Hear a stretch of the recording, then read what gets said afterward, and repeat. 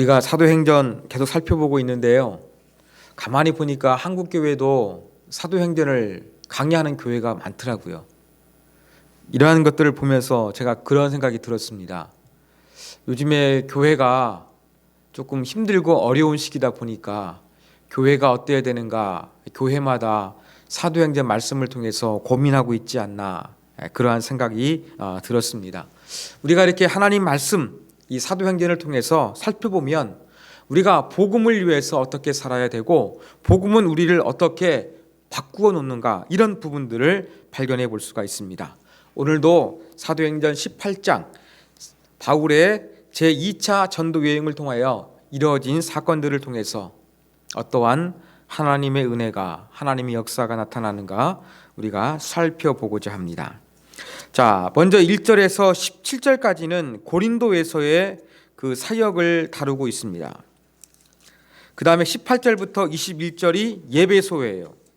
그리고 이제 22절, 23절은 이제 안디옥 방문했다는 얘기가 나오고 24절부터는 제3차 전도 여행이 시작되어지는 그러한 내용으로 사도행전 18장이 기록되어져 있습니다.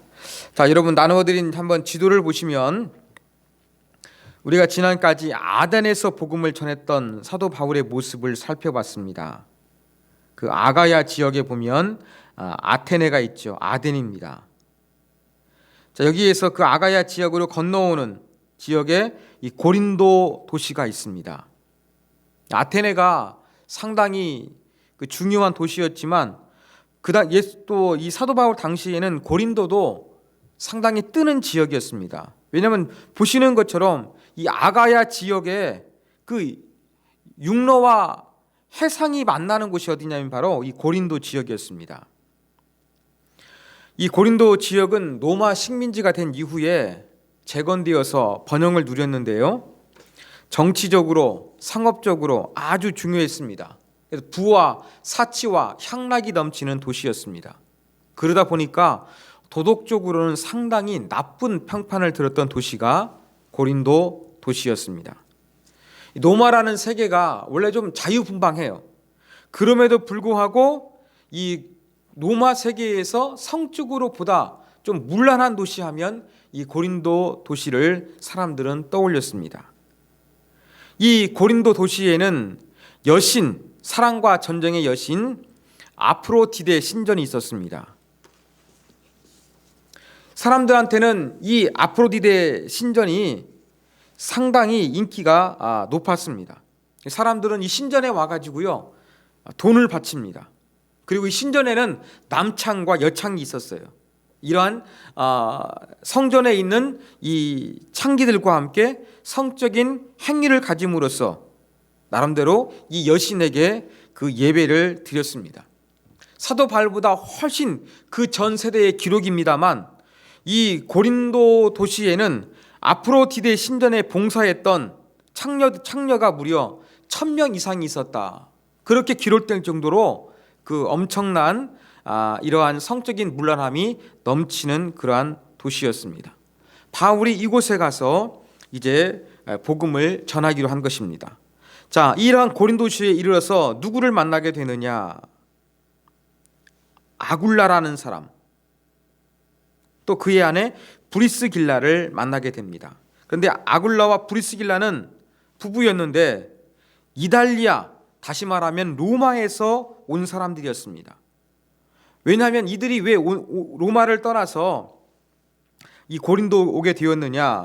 2절에 나와 있는 것처럼 글라우디오가 모든 유대인들을 명하여 로마에서 떠나라 한 거로, 이 글라우디오 칙령 때문이었습니다. 주후 49년부터 50년 사이에 그 유대인 사회에서는 계속 폭동이 일어났습니다. 이 폭동이 일어나니까 이걸 가만히 두면 안 되겠거든요. 좋은 방법은 그들을 떠나버리는 거예요. 바로 로마에 살고 있는 유대인들을 떠나게 했던 칙령이 이 글라우디오 칙령이었는데, 이 칙령에 의해서 브리스길라와 아굴라가 로마를 떠나서 고린도에 도착하게 되었습니다. 자, 이들이 고린도 지역에 왔을 때 사도 바울도 이들이 도착했다는 이야기를 듣게 되는 것이죠. 자, 그러면서 듣고서 2절 뒷부분에 보면은 바울이 그들에게로 갔다 그랬어요. 바울이 먼저 갔습니다.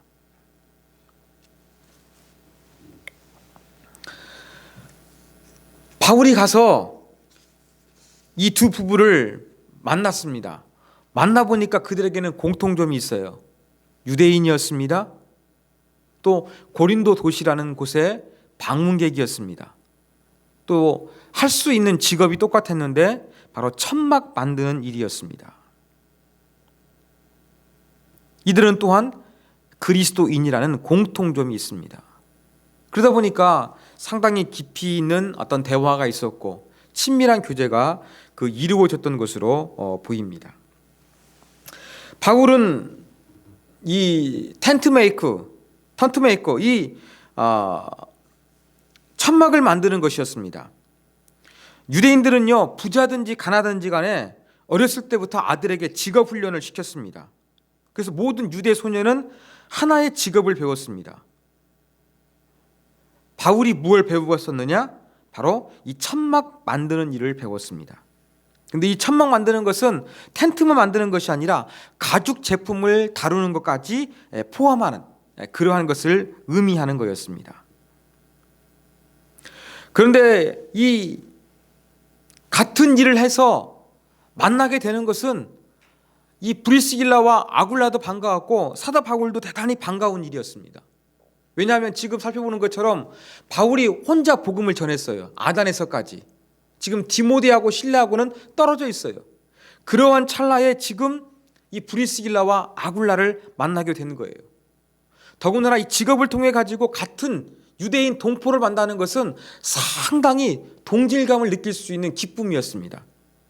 왜냐하면 그 당시에는 같은 직종에 있는 사람들은요, 함께 모여 살았습니다. 모여 살아가지고 조합을 형성했던 거예요. 근데 조합을 형성해가지고 열심히 장사만 한 것이 아니라 나름대로 장사가 잘 될 수 있도록 나름대로 그들은 신을 섬겼던 것입니다. 유대인들 입장에 볼 때에는 우상을 섬기는 것이죠. 이렇게 장사가 잘 되게 해달라고 신을 섬기는 거예요. 또 그들에게 희생 제물을 드리는 것입니다. 자, 이러한 조합 가운데 유대인들이 함께 할 수가 있겠습니까? 쉽게 함께 어울리지 못하는 겁니다. 그래서 유대인들은 유대인들끼리 만나면 반가웠던 것입니다. 바로 바울과 이 브리스길라와 아굴라가 이 기쁨으로 만나서 이제 신앙과 또 같은 업종을 가지고서 일을 하면서 이제 고린도 지역에 머물게 되는 것입니다. 자, 그러면 4절에 보니까 안식일마다 바울이 회당에서 강론하고 유대인과 헬라인을 권면했다고 그랬습니다. 여전히 회당을 먼저 찾아가 사도 바울은 복음을 증거했던 것입니다. 이 고린도 지역이 상당히 컸기 때문에 여러 유대 회당이 있었고 바울은 이곳들을 방문해서 이제 하나님 말씀, 예수 그리스도의 구원의 십자가의 복음을 증거했던 것입니다. 자, 그래서 5절에 보니까 드디어 고린도 지역에 머물고 있을 때 실라와 디모데가 마게도냐로부터 내려옵니다. 내려와서 어떠한 바울의 모습이 강조되고 있습니까? 바울이 하나님의 말씀에 붙잡혔다는 것입니다. 혼자 있을 때보다 4절에서는 뭐 강론하고 권면했다고 하는데 이제 5절에서는 더욱더 하나님 말씀에 강력하게 사로잡혀서 예수 그리스도를 선포하고 있는 바울입니다. 여러분, 혼자 사역할 때보다 함께 이 팀원들이 합류하게 되었을 때 능력 있게 사역하는 이 바울의 모습입니다.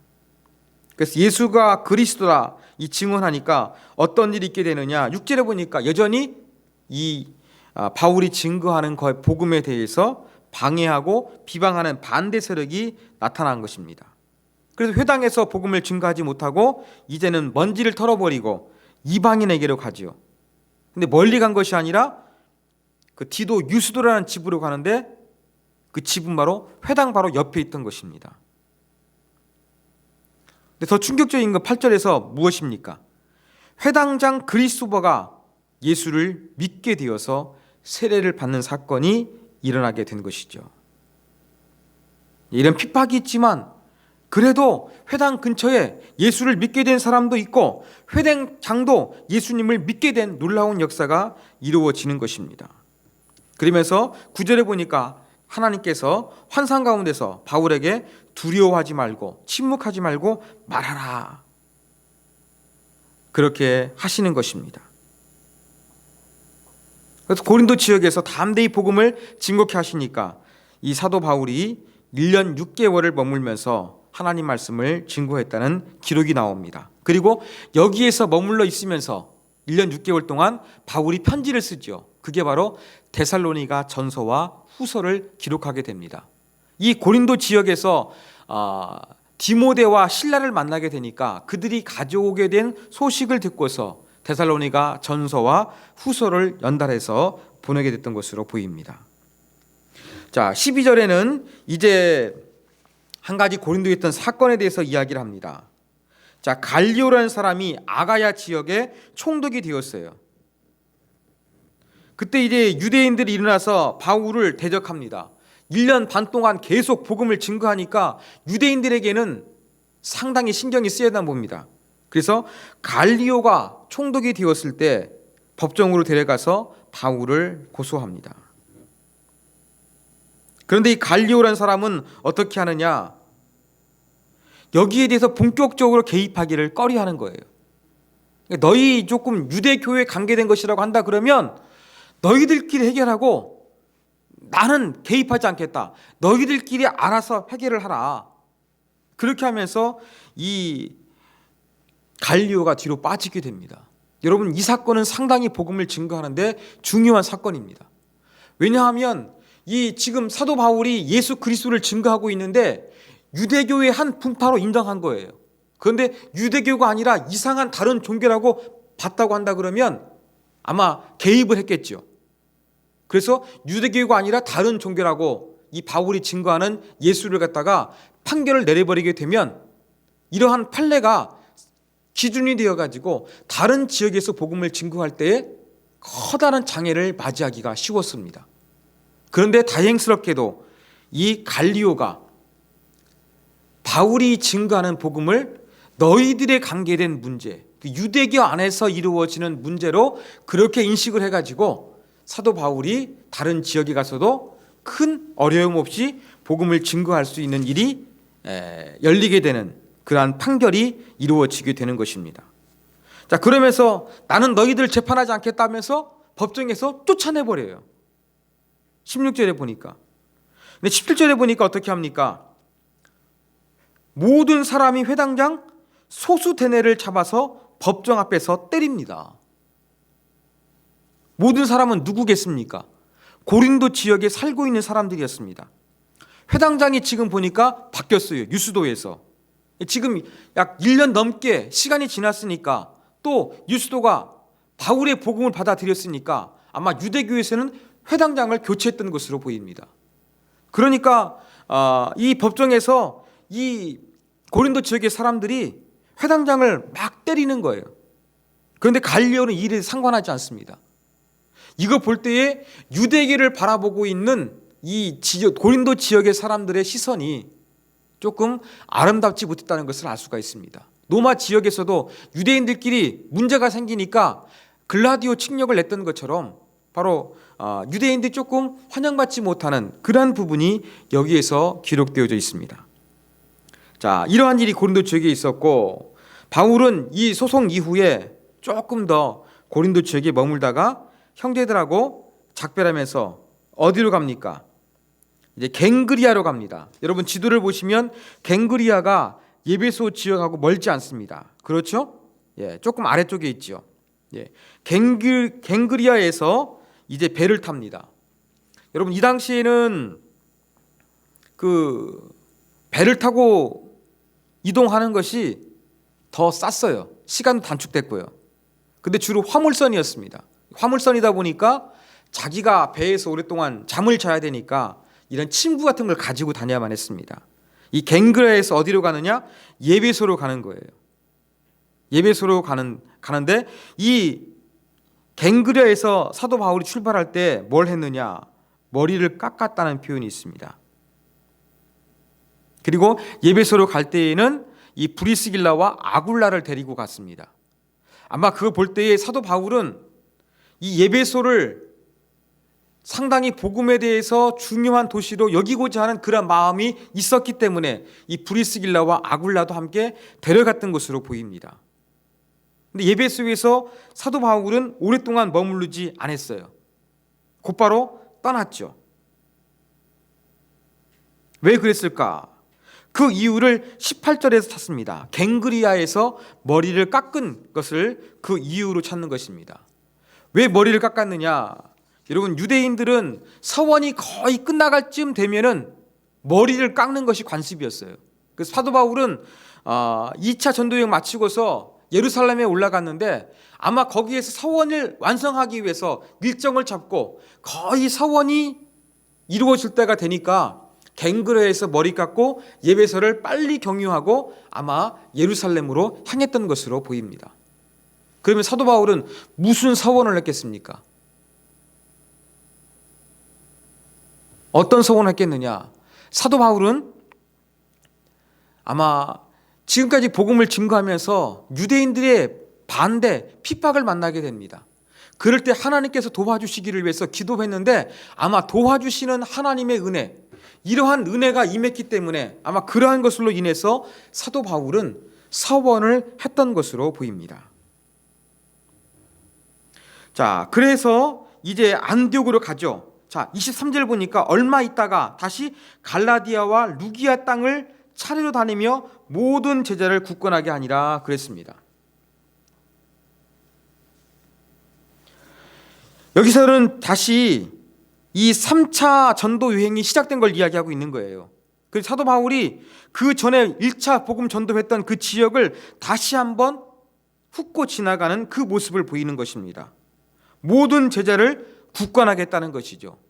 어떤 개종을 위한 사역보다는 그리스도인답게 말씀의 풍성한 삶을 살아갈 수 있도록 양육하는 데 중점을 두었음을 여기서 알 수가 있습니다. 자, 그리고 24절 보면은 이제 아볼로라는 사람이 등장합니다. 아볼로. 자, 아볼로는 어디 있는 사람이냐? 이 알렉산드리아 사람입니다. 여러분 지도를 보시면 알렉산드리아가 어디 있습니까? 아래쪽 이집트 보시면 이집트 글자 그 왼쪽에 보면 알렉산드리아가 있지요. 예. 바울 당시에는 이 로마 다음으로 큰 도시가 바로 알렉산드리아였습니다. 예, 이 알렉산드리아에서 아볼로라는 유대인이 어디까지 온 거예요? 예배소까지 온 겁니다. 이 사람도 왜 왔느냐? 말씀 때문에 그래요.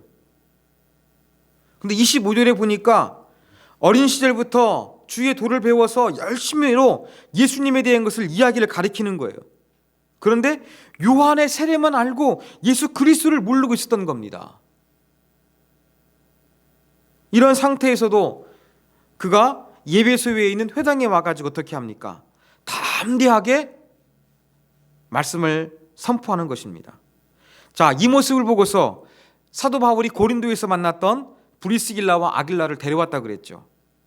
예, 회당에서 이 아볼로가 하나님 말씀을 가르치고 있는데 이것을 듣던 브리스길라와 아굴라가 듣고 데려다가 하나님의 도를 정확하게 풀어 이르렀다 이야기합니다. 요한의 세례밖에 모르니까 예수님에 대해서 정확하게 설명하고 깊이 있게 가르치는 것이지요. 그리고 이 아볼로가 어떻게 합니까? 더욱더 이제 복음을 이해하게 되고 27절에 보면은 다시 고린도 지역이 있었던 아가야로 건너갑니다. 건너갈 때에 그냥 이 아볼로를 보내는 것이 아니라 편지를 써주죠. 추천서.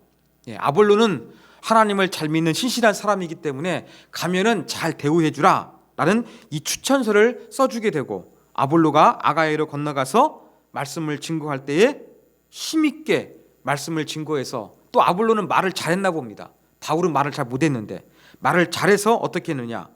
유대인들을 말로써 제압하는 거예요. 또 능력 있게 사역하게 되는 아볼로의 모습이 18장에 기록되어져 있습니다. 자, 이것이 바로 18장의 내용입니다. 자, 이러한 내용의 사도행전 18장을 통해서 우리는 몇 가지 영적인 교훈을 얻을 수가 있습니다. 첫 번째입니다. 자, 사도 바울은 복음을 증거했습니다. 사도 바울의 복음은 무엇을 위한 복음 증거였는가? 우리가 이것을 다시 한번 정확하게 한번 의미해 보기를 원합니다. 여러분, 우리가 잘못 생각하면요, 사도 바울이 막 1차, 2차, 3차 전도 여행을 다니면서 많은 사람들을 예수 믿게 개종시켰던 사건에 집중하기가 쉬워요.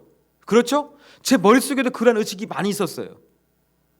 유대인들, 그 다음 이방인들이 예수님을 믿고서 개종할 수 있도록 도와줬던 그러한 사람이라고 우리 머릿속에는 강하게 각인되어 있습니다.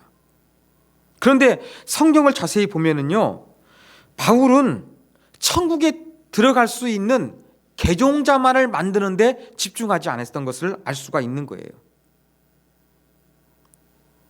오늘 나와 있던 것처럼 23절에 보는 것처럼 다시 1차 전도 여행했던 땅을 차례로 다니며 모든 제자를 굳게 했다는 거예요. 바울은요, 오늘날 사형리와 같은 간단하게 요약된 복음 제시해가지고 예수 믿을 사람 손 들으십시오, 영접 기도문 외워주고 그것으로 끝난 것이 아니에요.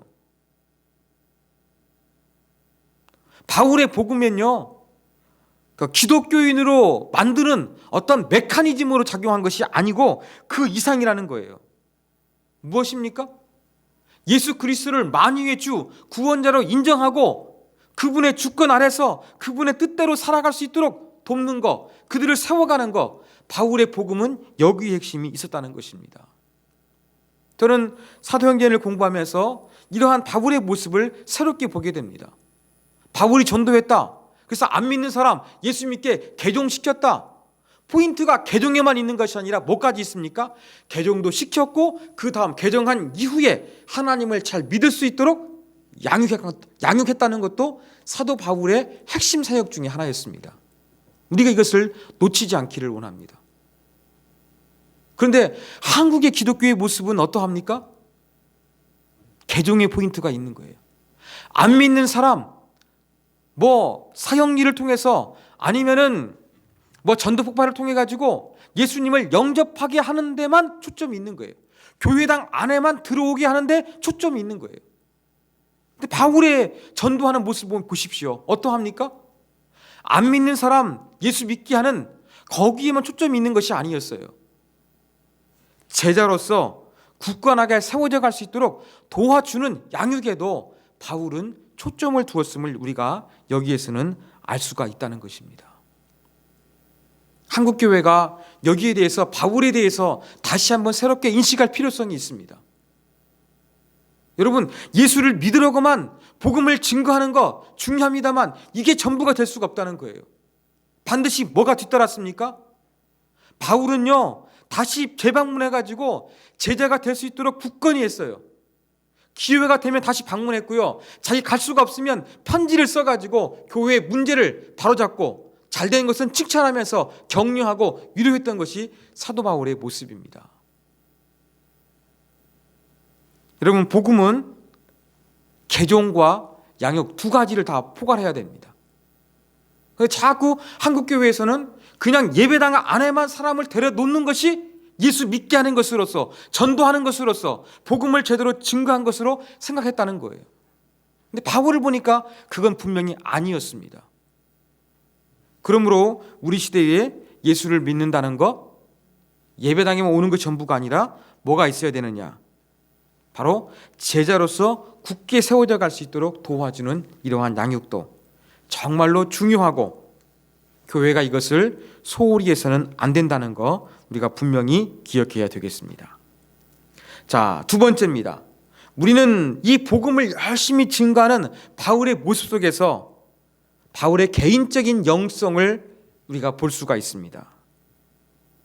자, 전도용을 통해서 복음의 능력을 나타내는 것이 사도 바울의 공적인 그런 모습이라고 생각한다면, 오늘 사도행전 18장 가운데는 사도 바울의 개인적인 영성이 있음을 우리가 살펴볼 수가 있는 거예요. 자, 앞에 있는 우리 2절 말씀을 통해서 3절 말씀을 통해서 바울의 성업이 텐트 메이커였잖아요. 천막 만드는 사람이었습니다. 바울은 복음을 증거할 때 방문했던 지역들, 고린도 지역 같은 경우에도 1년 6개월 정도 머무르니까 그렇게 오래 머물면서 후원 받아가 사는 것은 상당히 미안한 일 아니겠습니까? 그러니까 자비량으로 복음을 증거했습니다. 사도행전에서는 지금 사도 바울이 천막을 만들었다는 것이 처음 나옵니다만 그 전부터 다른 서신서를 보면 사도 바울은 자비량으로 선교를 했습니다. 이걸 통해서 볼 때 바울은 복음을 위해서 자기가 할 수 있는 최대한의 노력을 하고 있는 그러한 모습을 볼 수가 있는 거예요. 복음을 위해서 다른 사람에게 자꾸 후원금으로만 살아가지 아니하고 자기 스스로가 어렸을 때부터 배웠던 이 천막 만드는 일을 통해 가지고 자기의 생계를 꾸려가면서 복음을 증거하기 위해서 애썼던 사도 바울의 모습이 여기에는 담겨져 있는 것입니다. 뿐만 아니죠. 또 어떠한 모습입니까? 아까 제가 말씀해드린 서원이라는 것이 있습니다. 서원했습니다. 공개적으로 사도 바울은요, 회당 같은 데 찾아가서 이방인들에게 복음을 증거했어요. 이것뿐만이 아니라 이러한 일들이 이루어지는 가운데 바울은 하나님 앞에 기도하면서 서원했던 영성의 소유자라는 것을 여기서 알 수가 있는 것입니다. 바울은 담대히 대중 앞에서만, 회당 같은 데에서만 잘 하나님 말씀을 증거하는 것이 아니라 이러한 증거가 잘 나타날 수 있도록 뭐 하는 사람이었습니까? 스스로 천막 만드는 일을 하면서 자비량으로 선교했고, 또 위기가 있을 때마다 하나님께 서원하면서 하나님의 은혜를 구하고 하나님의 도우심을 구했던 그러한 사도 바울의 깊은 신앙이 18장에서는 우리가 추적할 수 있다는 것을 기억해야 되겠습니다. 여러분, 이것이 바로 우리의 모습이 되어야 되는 거예요. 공개적인 교회 자리 앞에서만 그냥 복음을 이야기하고 진리를 사랑하는 척하는 것이 아니라 나 개인적으로 있을 때 내 살아가는 모습이, 내 개인적인 홀로 있음의 영성이 바로 이렇게 주님을 위해서 생계위를 벌기 위해서 천막을 만들고 보다 큰 하나님의 능력이 임하도록, 하나님의 도우심이 나타날 수 있도록 서원하면서 개인적인 영성을 추구하는 이 아름다운 모습, 저와 여러분에게도 있어야 할 것입니다. 자, 세 번째 교훈입니다. 오늘 본 말씀을 통해서 우리는 성도 간에 어떠한 관계를 형성해야 될 것인가, 우리가 도전을 받습니다.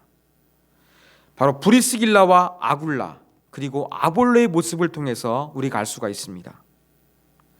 자, 아까 말씀드렸던 것처럼 예배소에 이르러 가지고 이제 브리스길라와 아굴라가 예배소 회당에서 이 아볼로가 하나님 말씀을 증거하는 거 듣게 되죠. 그때 이 요한의 세례만 알고 예수 그리스도를 모르니까 어떻게 했습니까? 아볼로를.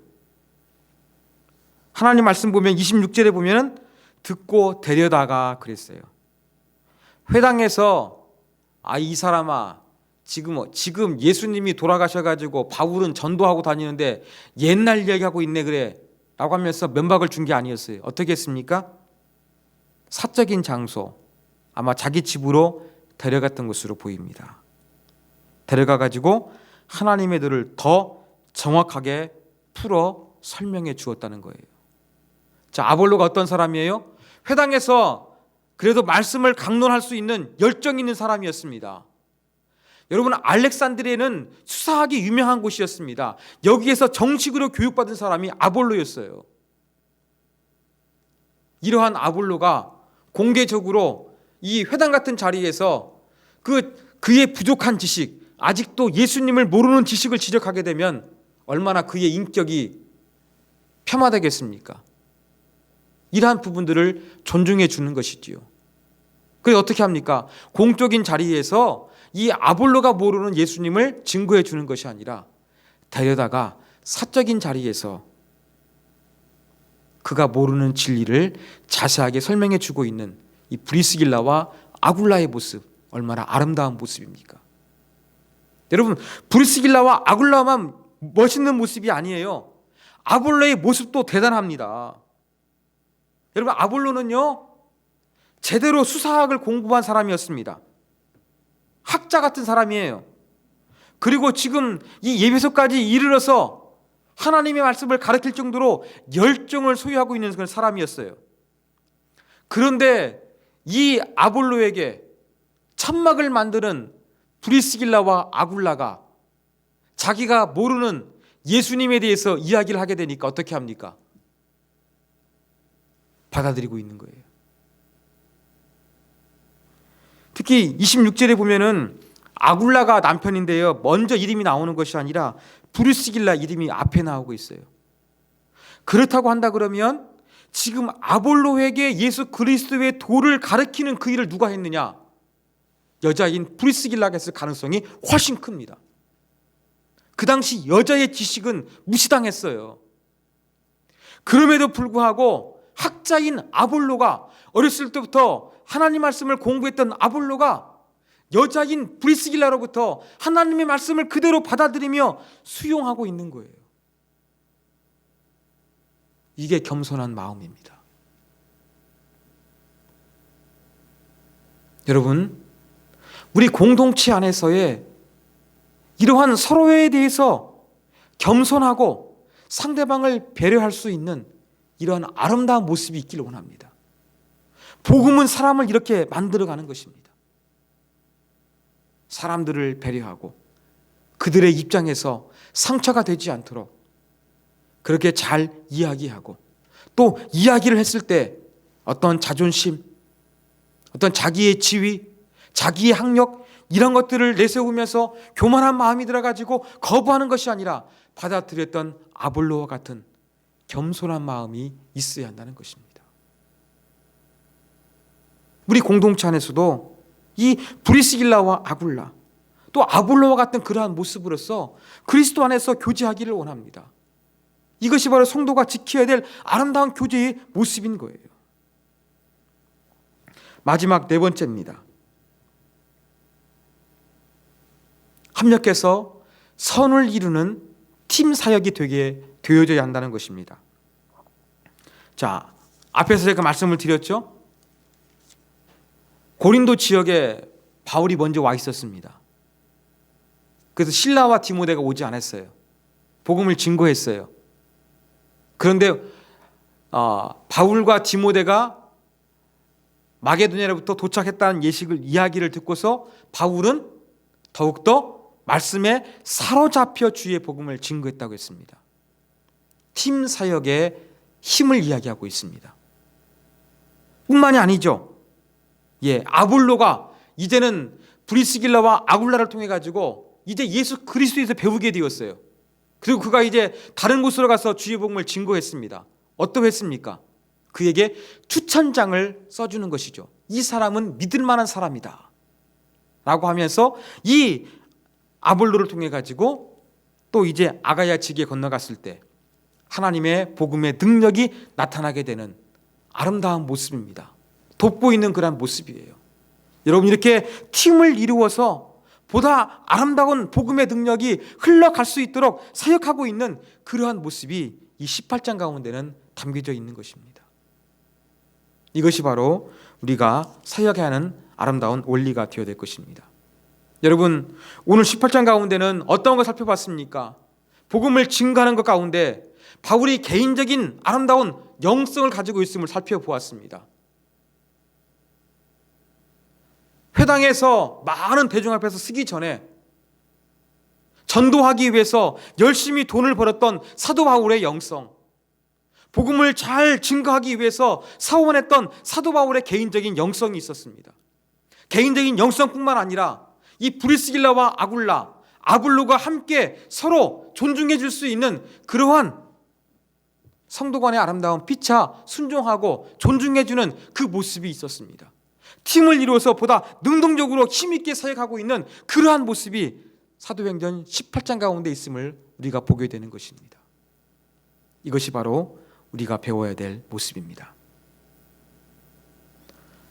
혼자 있을 때 바울처럼 복음을 위해서 끊임없이 깊어지고 주님을 위해서 노력하는 사람이 되고, 함께 있을 때에는 함께 있는 지체들을 배려해 주는 모습, 존중해 주는 모습, 상대방을 통해서 배우고자 하는 모습, 이러한 모습을 통해서 함께 팀을 이루어서 보다 강력한 복음의 능력이 나타날 수 있도록 우리가 주 안에서 하나가 되는 모습, 이것이 사도행전 18장이 우리 가운데 보여주고 있는 모습입니다.